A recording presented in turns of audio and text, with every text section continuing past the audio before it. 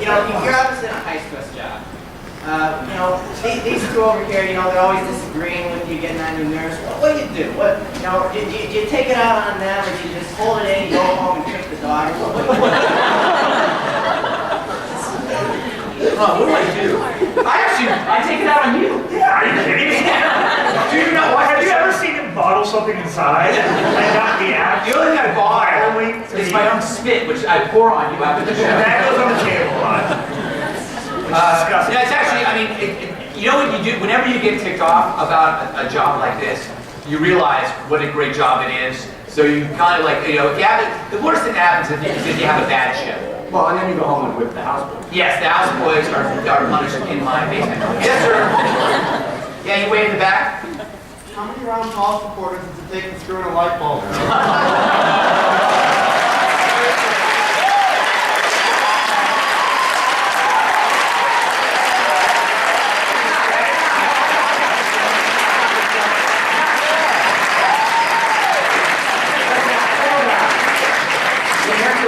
It's nobody's business but the Ron Paul supporters. Next question. That's good. Somebody, okay, you in the blue and the unusual tie. Between The View, The Jersey Shore, the Kardashians, or anybody else, which Hollywood celebrity for all three of you, if given the opportunity, would you have waterboarded?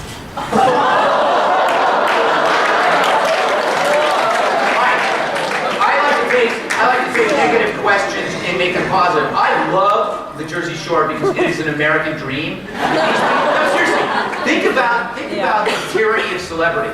That when somebody becomes a celebrity, they don't want anybody else to be a celebrity.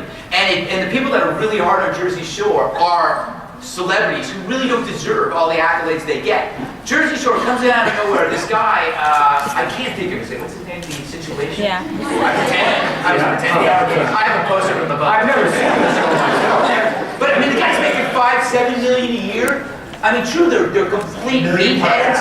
They're meatheads. But the thing is, they can't be that. I mean, it's the American dream to be a meathead and make $7 million. Compare that to The View, where they don't, you know, most of them don't deserve to be seen in public.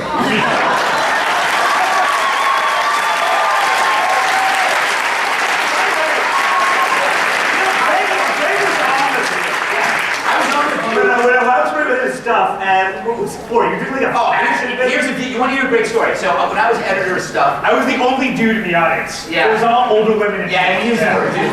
So there were no dudes. We were, they approached me to do a fun story about what would it be like if men could dress women all day? Like what would women wear at work? What would women wear when they're shopping? What would women wear when they're cooking dinner? It was their idea, and the joke was that whenever a woman would walk down the runway, it would be this like negligee. That was the joke. It was like, no matter what they were doing, it was like sexy outfits.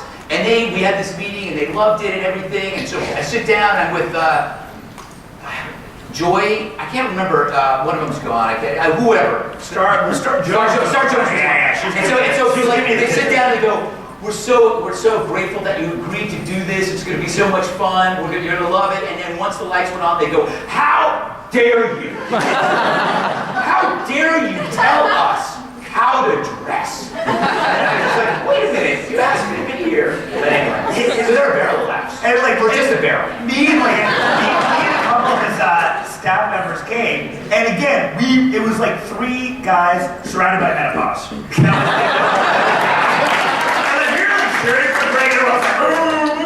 Finally, we can start going. The best line from the audience was the woman sitting in front of you who said, "I love Barbara Walters. She's like a baby bird." Can I just get back to the original question about the water? Yeah. The correct answer. Well, the correct answer is Will I Am. No, yeah. There you go. Glad that he's doing us so much. You, Paul McCartney in the back there. Oh, maybe that's John Lennon. No, it's Ringo Starr. Oh, sorry. It's George. All of them. If you could have Justin Bieber on your show for one night, what would you ask him? What are you doing later? The reason why he's bringing that up because I I follow Justin Bieber on Twitter, and I often respond to him. And the reason why I do this is I'm fascinated by the female adolescent biological reaction of hysteria. I have 3 older sisters. I've gone through this since the Beatles to Bobby Sherman, Donny Osmond, to Lee Garrett, and now I have a niece who is fanatical about Justin Bieber. Her entire wall is covered with Justin Bieber. And this is a biological phenomenon to see how girls act. It's like they're like this next. And I just keep thinking, if we can figure out what this is. First of all, he's a huge talent. Second of all, Justin Bieber pictures are cheaper than wallpaper. Third of all, you're just jealous. He can dress this up in any kind of pseudo-scientific mumbo-jumbo he wants. The reason he follows Justin Bieber on Twitter is he's hoping he'll notice him. Yeah. But if you replace it 1 year, you're gonna get like 1 million more followers. I know that. No, my bottom line is, if we can figure out what that is, what that chemical is, that's what we would drop on our enemies. That's all I'm trying to do by harassing Justin Bieber is trying to save American lives against radical Islamic fundamentalists. You are the true hero. Is he not the true hero? I am. Give it up. Give it up. We have a question from Alice Beakey. What your plans were for the Ground Zero Mosque gay bar? That's a great question. I never got so much response and so many offers of money in quite some time. That sounds weird. Billions of dollars. We'll give him the backstory though. For people. The backstory is I was such a long story. Okay, Ground Zero Mosque. They're building the mosque. We also realize they keep talking about how we have to be tolerant of the mosque. Meanwhile, Islam is incredibly intolerant of gays and women, and so I thought, well, let's see how they would react if somebody opened a gay bar next to their mosque. And so I announced it on my show, and then on Beck's show, I talked about it. And then I went on Twitter, and that was I called the mosque a couple of times and all their PR people to discuss this. And they never got back to me. And then I found them on Twitter. They had like 5 followers. Justin Bieber,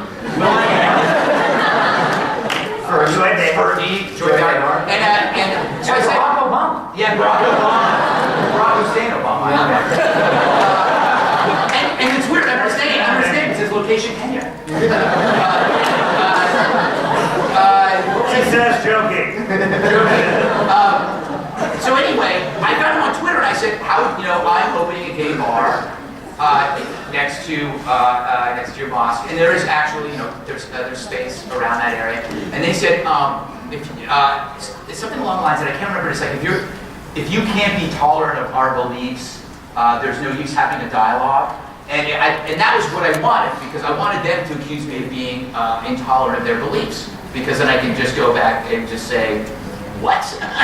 Because that's the whole problem here. And so anyway, it's a work in progress. I am still planning on doing it, but I'm waiting to see what happens with the actual mosque, because I think it's going to move. I think it's going to move. Well, that's why I wanted to tell the gay bar. Why do I want to take credit for that? I like to take credit for stopping the mosque. I would like to take credit for that. Yes, sir, in the back. Were you on the White House Christmas card list? If not, why? Because they don't celebrate Christmas there, you know that.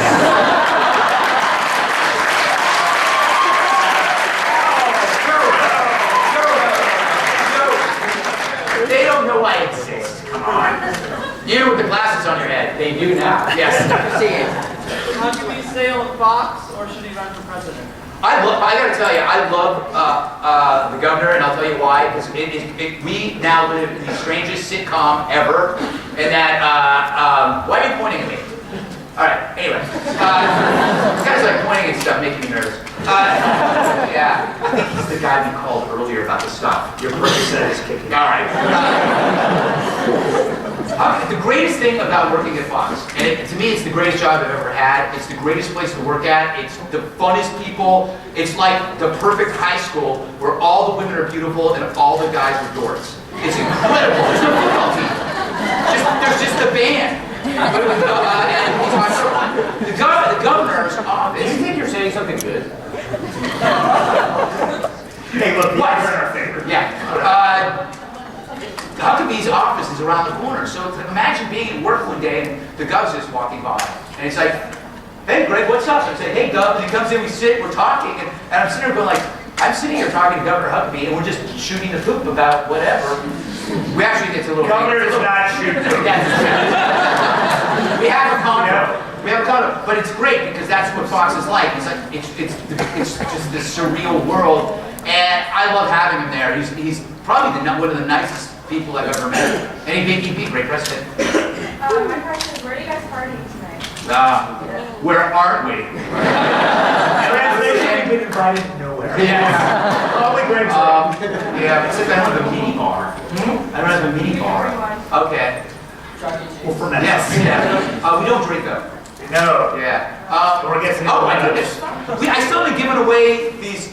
The guy who asked me about water, but I don't know. Spending. What? Oh, just give it to Arizona. All right. Because I did insult you. Or you? Yeah, hand those in. Remember, the better question gets the unicorn on the manatee body. The bad question gets the manatee on the lady body. No one's listening. Yeah. You don't have to say that out loud. Yeah. Okay. Thank you so much for coming. Let's get one more